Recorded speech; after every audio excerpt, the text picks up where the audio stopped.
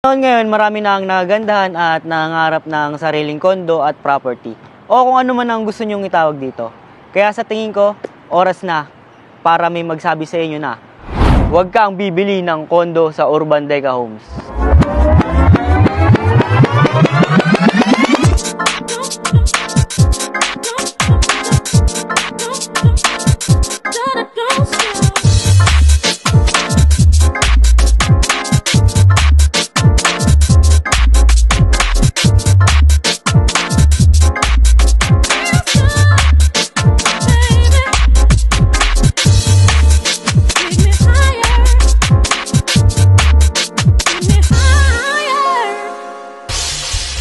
Kaya naman sa video na ito ay bibigyan ko kayo ng 5 dahilan kung bakit huwag kang bibili ng kondo sa Urbandeca Homes. Kaya simulan na natin ang video na ito na pinamagatang huwag kang bibili ng kondo sa Urbandeca Homes. Kung ayaw mo ng pinaka-affordable na 2-bedroom condo within Metro Manila, yes, tama ka. Dito ka lang makakita ng 2-bedroom unit na presyong studio sa iba.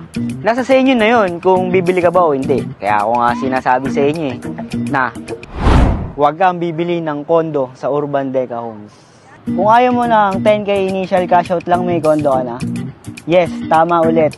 Hindi mo na kailangan maglabas ng malaking down payment dito. Unlike sa iba na may 10 to 20% down payment. And also, no hidden charges, no spot down payment, at no closing fee. Kaya ako nga sinasabi sa inyo na huwag kang bibili ng kondo sa Urbandeca Homes.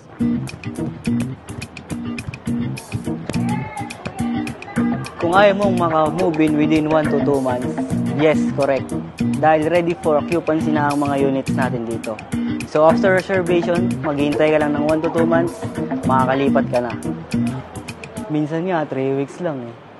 Kaya ako nga sinasabi sa inyo na huwag kang bibili ng kondo sa Urbandeca Homes. Kung ayaw mo ng Pag-ibig financing, yes, tama. Karamihan kasi sa mga in-offer ngayon ay through bank at in-house financing lang. Dito, magagamit mo yung Pag-ibig membership mo na matagal mo nang hinuhulugan. At higit sa lahat, kaya ako nga sinasabi sa inyo na huwag kang bibili ng kondo sa Urbandeca Homes. Kung ayaw mong maranasan ng pamilya mo na magkaroon ng sariling tahanan at maglaro at mag-enjoy sa 1.3 hectare amenity park,